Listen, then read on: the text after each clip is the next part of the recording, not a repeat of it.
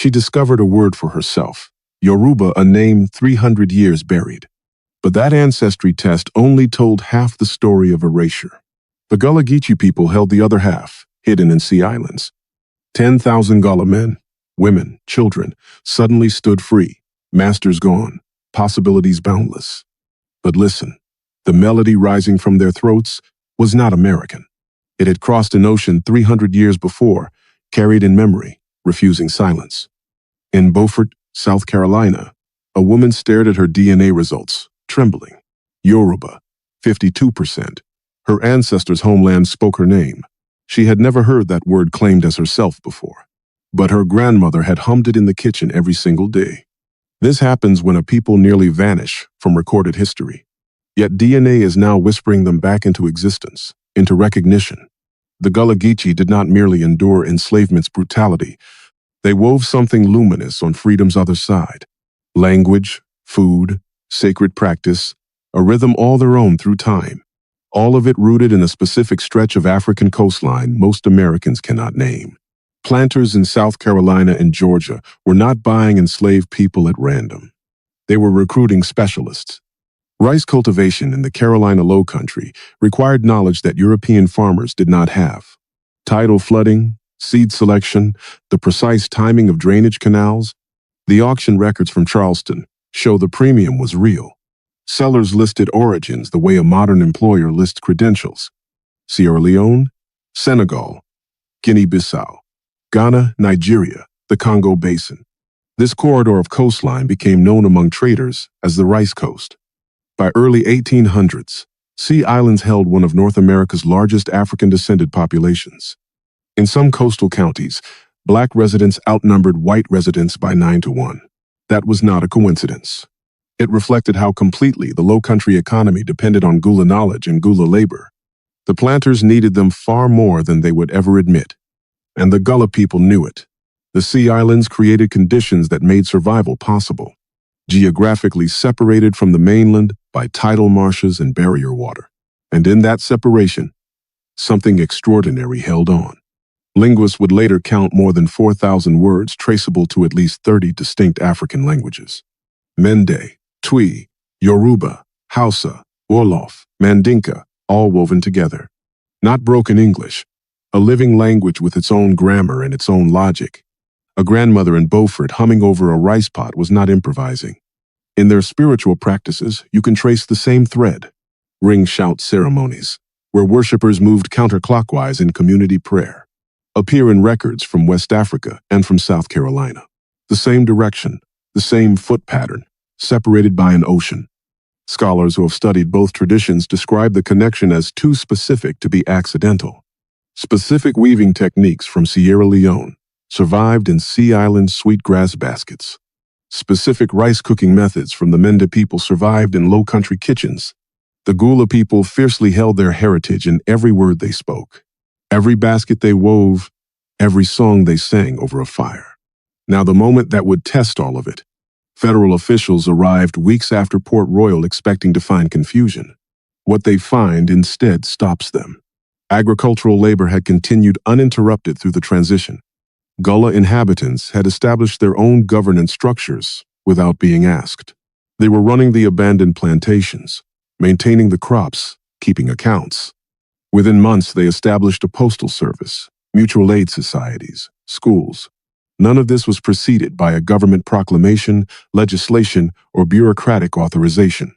A Union official named Edward Pierce wrote back to Washington, describing what he saw. He expected chaos. He found order. He expected dependence. He found governance. Self-governance had been cultivated step by step across generations. The absence of planters had simply made it visible. A people at full capacity, proving everything the slave system had claimed was impossible. 300 years of stolen names, stolen language, stolen continent, and they were still here. They were teaching their children. They were farming their own land. And in Washington, someone was already drawing up papers that would take it all away. Someone in the Treasury Department had already been thinking about the Sea Islands, not about the people on them, about the land under them. Cotton land, some of the most productive soil on the eastern seaboard, and the people working it had no legal title to any of it. That was the opening. The Port Royal experiment, as federal officials called it, was described as a test. Could formerly enslaved people manage themselves, educate themselves, sustain themselves? The Gullah people had already answered that question with their own hands. But the men in Washington were not looking for an answer. They were looking for a justification. Here is where it turns. Congress passed a tax law in 1862 targeting rebellious territories. It allowed the federal government to seize land in Confederate territory for unpaid taxes. On paper, it targeted rebel planters who had abandoned their property. In practice, it created a mechanism to auction off the Sea Islands. Land cultivated continuously by Gullah laborers, marked permanently by toil and ancestral graves. It went to the auction block. Gullah families, who had organized themselves, planted the fields with their own hands, kept the accounts, watched strangers bid on the ground beneath their feet. Some families pooled everything they had saved to place bids. A man named Scipio Gant brought his neighbors together on St. Helena Island. They gathered coins and paper from every household that trusted them. They stood in line at the auction, prepared to buy a piece of what was already theirs. The auctioneer took their bid, and then took a higher one from a Boston investor who had never set foot on the island. Parcels sold for roughly $1 each, about $30 in today's terms. Scipio Gant walked back to the people who had trusted him with nothing to show them. He did not leave the island. He stayed and kept farming land he would never legally own. That detail is not in most history books. Here is what came next. In January 1865, General Sherman authorized Field Order 15. It set aside a strip of coastline stretching from South Carolina to Florida, roughly 400,000 acres total. Each family of formerly enslaved people would receive 40 acres, enough land to sustain themselves independently. The order also promised the loan of army mules to work the land. That phrase, 40 acres and a mule, became a whispered promise across the nation. Most people know the phrase. Almost none know what killed it. The directive relocated about 40,000 black households throughout Sea Island territories. Gullah families who had survived the auction now had provisional land grants in hand. They began building again with a piece of paper that told them this ground was theirs. Lincoln was assassinated on April 14, 1865. Andrew Johnson became president the following morning. Johnson had grown up in poverty in North Carolina and carried a particular kind of grievance into office. He resented wealthy planters, but he resented black political progress more. By August 1865, Johnson had granted universal pardons to former slaveholders. Their land rights were restored. The 40,000 black families on Sherman's resettled coastline received a different message. General Oliver Otis Howard, the man put in charge of the newly created Bureau of Refugees, Freedmen, and Abandoned Lands, was ordered to deliver it personally. In October 1865, Howard stood before a crowd of Gullah men and women on Edisto Island. The people in front of him had provisional grants. Some had already built houses on the land. Howard told them the grants were being canceled. Witnesses described what happened in the crowd. People began to sing, not in celebration, in protest, in grief, in refusal. Howard later wrote that he could not finish his speech over the sound of it. He asked them to stop singing so he could explain the president's reasoning. They persisted through everything. The land remembers their footsteps still, but the erasure did not stop with the land. This is where it gets worse. Most Gullah households entered sharecropping arrangements by 1870, working the same fields for a portion of a harvest on land they had briefly been promised. The arrangement looked different from enslavement on paper. The daily reality of debt, dependence, and landlessness was a close cousin to what came before. Planters controlled the accounts for supplies, equipment, and seasonal advances. At the end of most seasons, Gullah sharecroppers owed more than they had earned. That math was not accidental. It was a system designed to keep people working without letting them accumulate anything. Descendants of Field Order 15 families remained as laborers on those same fields for generations. Still farming, still speaking Gullah Creole among themselves, still weaving sweetgrass baskets, still cooking rice the Mende way. The culture had survived what the land title had not. The Penn School on St. Helena Island stayed open through all of it. Laura Town had spent 4 decades documenting what the world tried to erase: names, family lines, community structures, the sound of words no census taker could spell. When town died in 1901, the school did not close. It shifted direction, moving toward practical and agricultural training. Booker T. Washington's model, training for trades and self-sufficiency, competed with W.E.B. Du Bois's argument for full intellectual and political access. That debate landed on Gullah children who had no say in which philosophy would shape their classrooms. The Penn School survived the debate and outlasted both men. Penn Center became a gathering place, hosting 1,963 Southern Christian Leadership Conference organizing meetings. Martin Luther King Jr. used that same ground for civil rights organizing. That same location had witnessed Gullah autonomy beginning in 1861.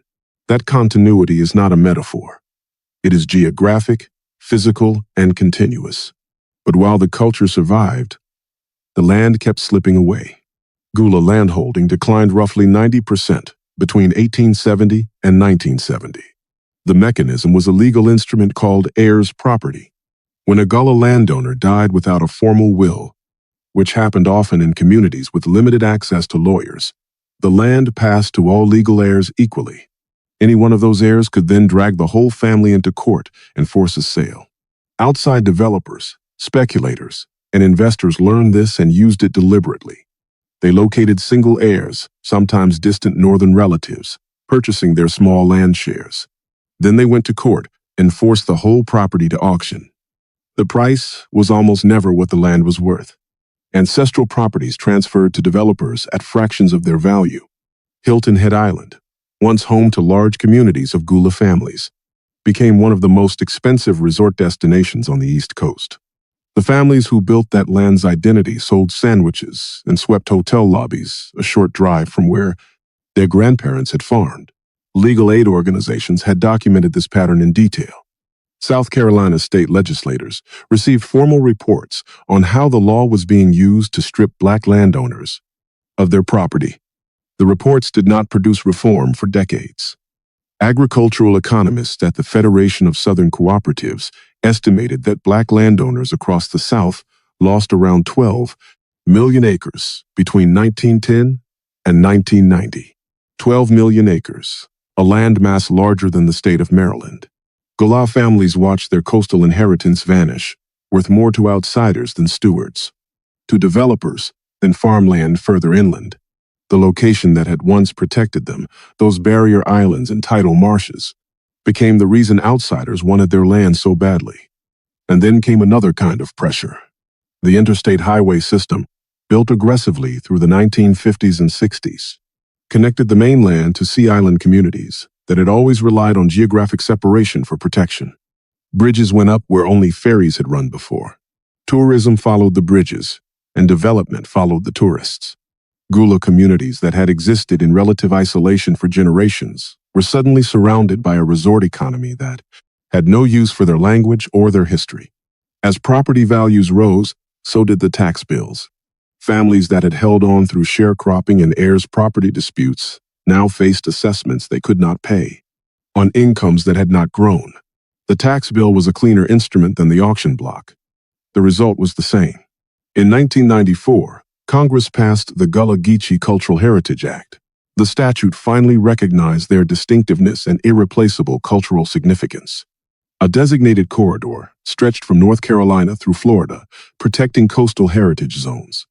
It created a commission charged with documenting and preserving what remained.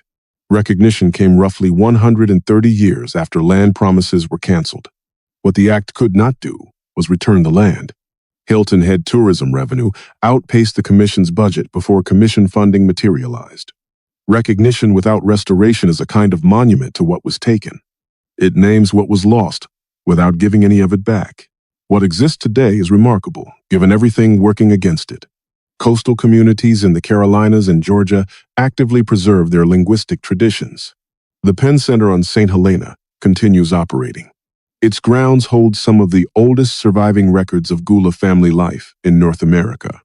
Sweetgrass basket weaving, a craft with roots in Sierra Leone and Senegal, continues in the Charleston area. Basket makers along Highway 17 carry knowledge spanning more than 3 centuries. The baskets sell for hundreds of dollars each. And the makers watched their land shrink around them. And the woman in Beaufort who opened her DNA results and saw one word, Yoruba, she did not find that connection in a museum. She found it in herself, in the melody her grandmother hummed without knowing its name. No law canceled that. No auction erased it. The story of the Gullah Geechee people was not an accident of forgetting. It was built, block by block, policy by policy, canceled grant by canceled grant. What survived because people refused to let it die.